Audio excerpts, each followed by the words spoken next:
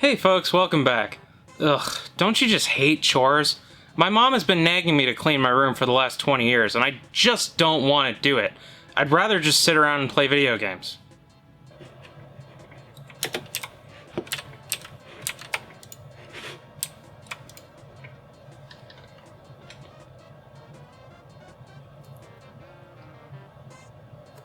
Well, this is different. This is fun. Simulation games, while very popular, they're weird, right? It's a strange concept when you think about it. Like, I mean, the whole point of video games is to escape from reality. And yet, The Sims is a game where you work, make friends, work out, pay rent. On the surface, like, why would you want to play a game like that? Isn't that what you're trying to get away from? And look, I'm not trying to say that I don't get the appeal of simulation games. I fucking love Animal Crossing. I've definitely had my fair share of weird looks from random people after describing Animal Crossing as a game where you make money so that you can pay off your mortgage. And I don't really think that those looks I get aren't entirely justified. But all that aside, simulation games are clearly popular because they consistently make a profit and are given positive reviews. There's just something entertaining about the mundanity of it all. And I'm not going to pretend that I haven't had multiple arguments with myself in my head as to whether or not $22.79 is too much to spend on PC Building Simulator. Simulation is a genre of video games that I've never really fully immersed myself in. I know lots of people who absolutely love simulation games, but I've only ever really dipped my toes in the genre. So for that reason, I thought it would be fun to look at a bunch of simulation games and try to figure out what the big deal is. And hey, you should join me. I mean, you're already here, so... The first game we're looking at is called American Truck Simulator, the supposedly inferior brother of Euro Truck Simulator. I remember when I first played this game on stream, everyone was like, "Oh Ben, you gotta play Euro Truck, that game has the Autobahn in it." My response to which is, "Ist mir egal, verpiss dich." So before we start the game, we have to set up a profile to save our game and stuff. You get to name your company, choose a logo, choose a truck, and pick a character from the most comprehensive character select screen I have ever seen in my entire life. Everyone's here. You got Gwyneth Paltrow, Wilford Brimley, Bret Hart, your friend's mom who took you to Dairy Queen after soccer practice. I have nothing but questions regarding this character select screen. For starters, who are these people? Are they safe? Are their whereabouts known? Where did they get all these pictures? At first glance, one might think that they took these from like a stock image library, but I don't know. The more I look at these, the less likely that's seeming. You can tell that someone cropped some of these out of other images, and they didn't do a very good job of it. Some of these are just mugshots. Like, I mean, look at these.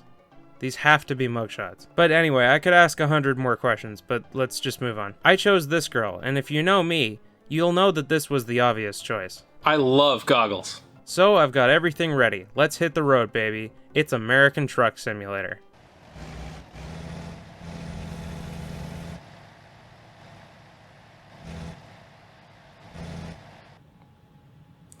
I don't know if disappointment is the right word.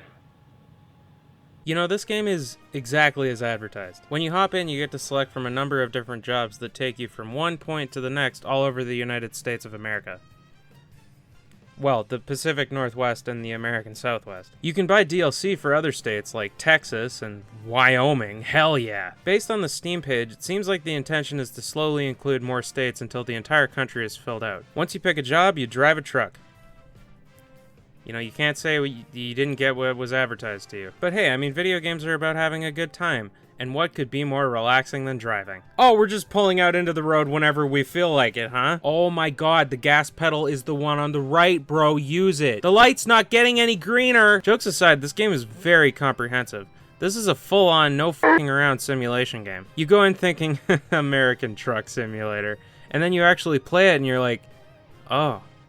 American Truck Simulator. You can change your perspective, toggle whether or not you have side view mirrors on either side, get rid of all the heads-up display stuff. You can make this as immersive as you want. You gotta maintain the speed limit, stop for gas and maintenance. If you don't pull over to a hotel and sleep when you're tired, the screen will turn black for a couple seconds, which can cause you to crash. It's almost disappointing in some ways. With all the ironic praise that this game gets, you kind of expect it to be mind-blowing, but then you boot it up and it's just just like an accurate simulation of driving a transport truck. To the game's credit, it forgoes accuracy to streamline the experience in certain instances. Like, you just automatically get gas. If you're speeding and you pass a police car, you just automatically get a fine rather than having a cop actually pull you over. Once you get to your destination, you can choose to manually park in the loading dock or just have the game do it for you at the cost of less money made for the trip.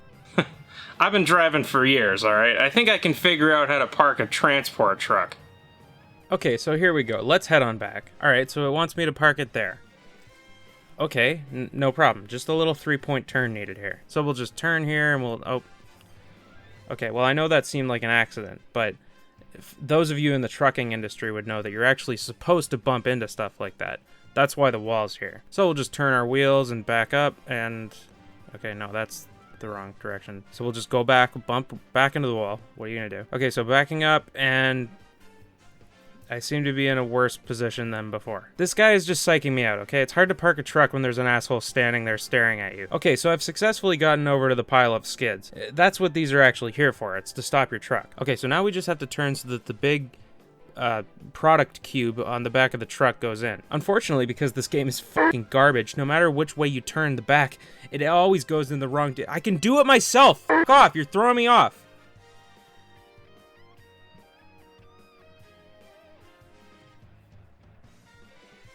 Unfortunately, my game capture stopped working right when I perfectly parked the truck in the spot. But there you have it, folks. It's not that hard. I think my favorite thing about this game is reading the Steam reviews, because they're all from retired truckers with hundreds or thousands of hours talking about how much this game brings them back to their trucking days. Like this guy, who has 17,500 hours in this game. I'm a disabled retired owner-operator trucker who is unable to drive across country now. I really enjoy the realism and opportunity to travel virtually to places I can't go to. Or this guy, who has just under 2,000 hours logged. I am 77 years old and I spend all my days playing this game. More I play, more it's interesting. I play on 3 screens with Logitech steering and paddles, and I choose auto transmission on both Euro and American, and I can say, it's really nice. Like, I mean, how can I rip into a game that clearly brings so many old men such joy? Keep on trucking, American Truck Simulator. I may not have the trucker gene in me, but somebody's got to do it. Those packages aren't going to deliver themselves. The next item on the menu is Tastemaker, a restaurant simulation game. It's alright. You start with a little box-shaped restaurant and all you can cook is fries. But as you continue playing, you slowly get to expand your restaurant and offer more food and better atmosphere to please your customers. I mean, I'm no business major, but obviously the point is to turn a profit, so you have to serve enough products at a reasonable price to bring customers in, but also keep your menu somewhat limited to keep costs of deliveries down. All the while, customers are leaving you reviews, which you can read to kind of get an idea of what needs to be improved on your restaurant. It's a very idle game. You kind of just sit here and watch everything happen. Too many customers? Put your prices up. Got enough money? Buy new equipment to make new dishes. Restaurant dirty? Set one of your employees to focus on cleaning. Although that doesn't seem to matter. No matter how big my restaurant got, the hygiene levels were never an issue, even with all my employees set to evenly distribute all their work. Customers mostly just complained about the decoration, honestly, which I could never really afford to improve. I hate to dog on an indie game, but this gets old pretty quick. Maybe I just got too big for my britches too early, but it really felt like it would take a long time to even minutely improve my restaurant. Plus, like I mentioned, there's no real reason to delegate the labor among your employees. They pretty much evenly distribute everything when they're just set to default. I don't know, I could definitely see somebody getting a lot of enjoyment out of this game, but it just doesn't move along fast enough for my tastes. I guess you could say it's just not my flavor of game. I suppose you could say that I found this game to be rather half-baked. Do you get it? One thing that's kind of funny is that you don't technically have to block the toilets off with a wall. The customers don't really care that they're out in the open. They're just like, this restaurant is alright. Nice and hygienic. The only real criticism I have is that there needs to be more pictures on the wall. The next game we're looking at is Power Wash Simulator, a game developed by British development studio Future Lab and published by...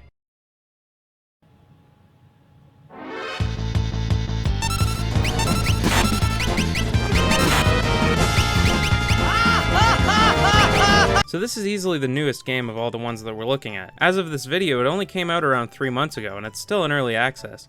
So expect some fucking glitches, boys. Here we go. Well, actually, no, it's pretty good. So yeah, I mean, this is the game. You power wash stuff. I guess the idea is that you run a business that you can hire to clean stuff. So you get different jobs and you power wash buildings or vehicles to make money to buy new nozzles and stuff for your power washer. It's pretty customizable. You can buy new power washers that have more firepower, new attachments that give you more range, a soap nozzle that you can buy special soap for that works based on what kind of material you're washing. You get 4 different nozzles that range in size. The wider the spray, the less distance and power. And it's not just like hold power washer and move to clean. You actually have to switch between the nozzles because the wider, weaker ones can't get the caked on dirt. And sometimes you have little tight areas that are best handled with the smaller nozzles. I hate to use the word satisfying because it's kind of lost all meaning at this point, but it's really the best way to describe this game. It's the kind of game that you can just put on a low volume while listening to a music or podcast or something in the background. That said though, I strongly recommend turning down the volume of the pressure washer way down unless you like a continual static noise. I'm not gonna lie, I really like this game. It's just so mindless. It's perfect for playing with background noise. If I had to criticize anything, I would say that the soap nozzle could be a little bit more effective. Like, it covers a big area for sure, but considering the game charges you for the different cleaning liquids, I kind of feel like it should just eviscerate anything in its path. I just sometimes kind of feel like, why would I use that? The water works just as effectively. Another minor criticism I would give has to do with the feature where you can hit tab and it will show all the mud and grime in a bright orange color for a second. This is obviously a great feature, but if you're cleaning something that is itself orange or even yellow, it can be kind of difficult to differentiate between the dirty and clean areas. Maybe if they implemented like an ability to change the color that shows the grime, it would be better. And hey, like I said, this game is in early access, so they could still put that in there. All that said though, this is a solid game. It's really, no pun intended, polished. Like, I mean, you get exactly what you pay for. And it's in no way lacking content. It has a lot of levels. Also, while you're playing, you get random text messages, presumably from customers who hired your pressure washing service. For example, you got a stinky butt.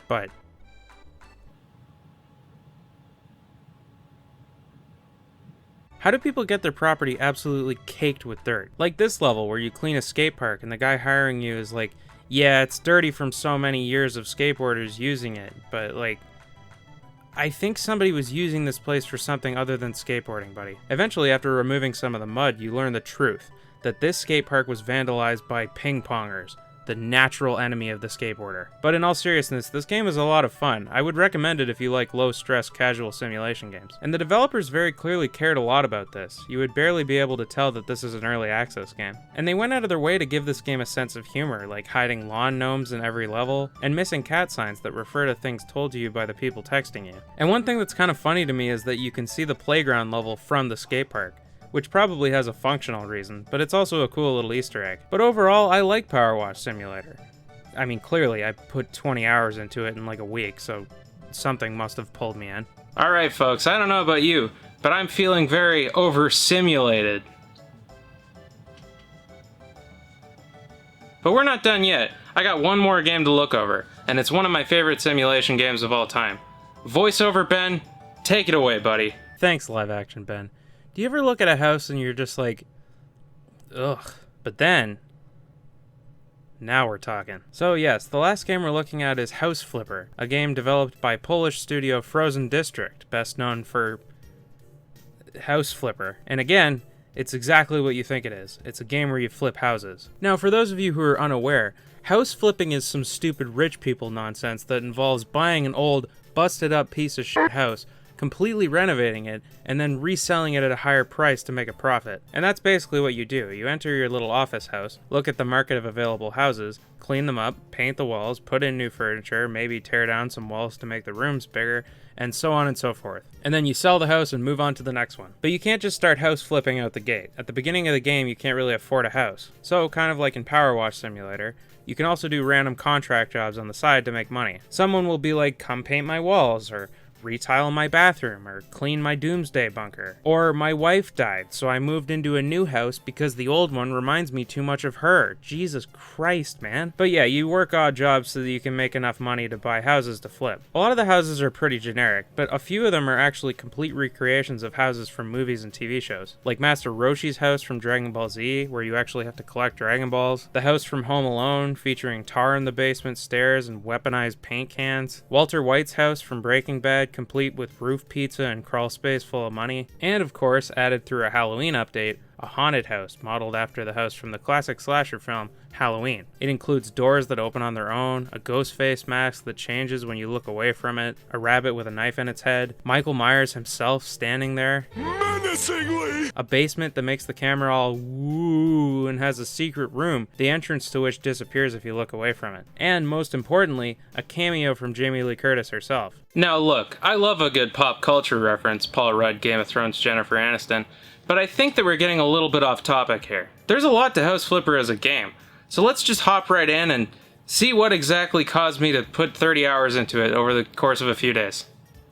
House Flipper is very open-ended. You basically just renovate homes. It's like an ongoing simulator of those parts of HGTV shows where people are breaking walls with a sledgehammer and making jokes that you can almost bring yourself to laugh at. Every house you buy is disgusting and absolutely filled to the brim with garbage, so you have to pick up all the trash, clean the walls, clean the windows, and cover up any holes in the wall with plaster. After you've converted the place from biohazard to moderately livable, you can start decorating. I generally like to just walk around and clear out every room of furniture and take off the doors and start from scratch. The stuff in there is usually pretty beat up anyway, so it's not really worth it to keep any of it. Unfortunately, when you do this, the potential buyers are sitting on the side of the screen going, "What, no bathroom? Where am I supposed to shit?" And I'm always like, I just started, give me a minute. Thankfully, one of the tools you get is a price gun thing that automatically gives you money back for stuff that you want to get rid of, which you can put toward actually presentable furniture. But once you've got a clean slate, you can start decorating. You can paint walls, tile the floors, put up wall tiles, install fixtures like toilets, sinks, showers, radiators, all of which don't really provide much aesthetic value and are pretty expensive, but they drastically raise the value of the home. At the very beginning, pretty much every task is tedious and time-consuming. Installing fixtures,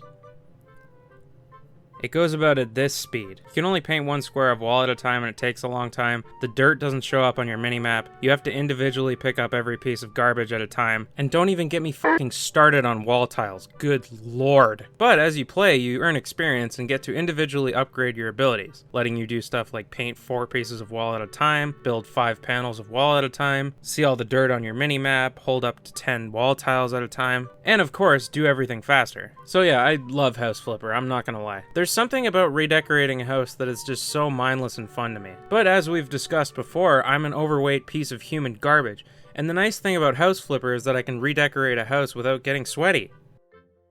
Well, I still get sweaty, but less sweaty. Despite that though, this game isn't perfect. It's okay to like things that have flaws. So you guessed it, folks, it's complaining time. A lot of the issues I have with this game are pretty minor nitpicks. So if that bothers you, I urge you to take it up with my fists. Some things about decorating in this game kind of bother me, like why are so many of the lights borderline useless? Like you have to pay money for these lights, and you don't know how they work until you buy them. And then you put them up, and they look like that.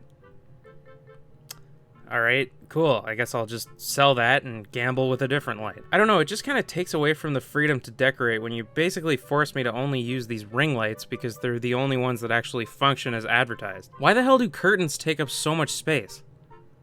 Like they're curtains, they're made of cloth, they're pretty easy to put stuff in front of. But in House Flipper, I never put up curtains because they just don't fit.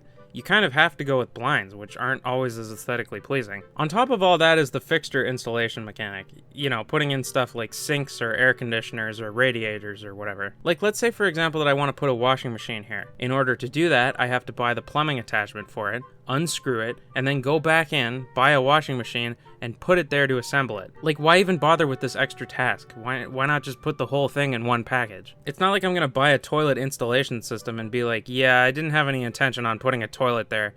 I kind of just wanted a hole in the floor. And you could say, oh, well, it's a simulator. The point is to make it realistic. If you were actually putting a sink there, you would have to connect the plumbing. So then why can't I just put a TV wherever the fuck I want and it just works? Why don't the lamps have to plug into an electrical outlet? Like, I can just put a fridge here. I'm no electrician, but I think fridges have to be plugged in to work. It's just weird, like what's the point of this extra step? I don't get it. But you know what, none of that matters, because the most infuriating thing about this game is... Jesus Christ. Tiling walls is unacceptable. It takes so long. Look at this. I am doing this at max speed with the maximum amount of wall tiles in my hand. At the beginning of the game, you can only hold one at a time. What soulless, empathy-lacking son of a bitch is responsible for this? Like, compare it to laying floor tiles. What the hell? Why couldn't it have been like that? Hell, even putting up wall panels takes seconds. Whose mom called into the development studio and threatened to report them to the principal if they didn't keep her son's adhesive spreading animation in the game? Despite its minor annoyances, I really like House Flipper. It's a lot of fun, it's simple, and it's a great way of keeping your hands busy while you listen to or watch something at the same time. But I do have one more beef with this game. And to be fair, it's not really with the game itself, it's more so with the online community surrounding it. That's right, the internet once again proves itself to have no beneficial function whatsoever. So believe it or not, I've only recently forayed into the world of House Flipper. I had heard of it before, but I never paid too much mind into it. That was until a friend of mine, who had never played the game, told me that they read on the internet that House Flipper becomes spooky part of the way through. And look, to that friend, I know you're watching this, and I know you're going to take this personally, so I just want to say, I'm not blaming you for this. I'm blaming the internet. I love you very much. Stop taking responsibility for everything. I love House Flipper. What was I talking about? Yeah, so my friend heard through internet speculation that House Flipper has some sort of creepy twist or something, which made me go from, oh, this game looks pretty neat, to I have to crack the code. Honestly, I was expecting a Doki Doki Literature Club or Petscop kind of deal. Maybe not something to that extent, but the kind of thing where it pulls you in by being an unassuming house renovation simulator, and then slowly becomes a little spooky. So I started playing it, and I was like, oh boy, I can't wait for this to take a turn. And then I played it some more, and I was like, man, they're really going for the slow burn, huh? And then I played it a lot more, and I was like, alright, when does the spooky happen? Come on. So, like a stubborn dick, I googled it, and I was confronted with the fact that my friend and I were very misled about what the internet was talking about. There are articles and discussion posts on the internet that are like, House Flipper, why is this non-horror game so terrifying? Why is it so creepy? It's surprisingly easy to turn House Flipper into a horror game. No, it's not. Now, I admit it, it's my fault because I didn't read the articles.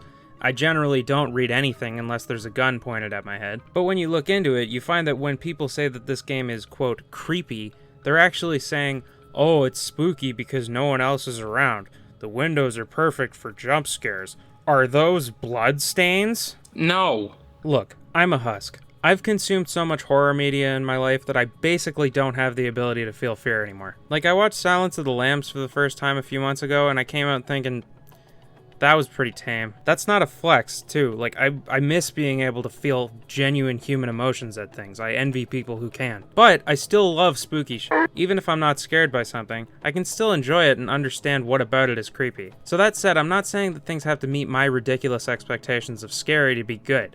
I wasn't expecting House Flipper to turn into Resident Evil 7. But, like, really? House Flipper is scary? This creeps you out? Are you 7 years old? I don't know, maybe I'm being an asshole, but I honestly can't comprehend how this could genuinely creep you out. Even the horror level, I mean, yeah, it's spooky, but it feels more tongue-in-cheek to me. You're supposed to be like, whoa, Michael Myers, that's so cool. Again, I feel the need to reiterate that I really like House Flipper. I'm not criticizing it for not being creepy. It has its flaws for sure, but overall it's a really fun game, and the developers clearly care a lot about it since they've been updating it ever since it came out. So there's a small sample of simulation games, particularly ones that are available through Steam. It's certainly an interesting genre of game, and I can definitely see the appeal. Some people just aren't into high-speed video games where you fight monsters and stuff. And even for people who like games like that, it can be fun to take a step back and go for something a little slower paced sometimes. So yes, we've had a lot of fun, but I think it's about time we parted ways. Thanks for watching, and simulator!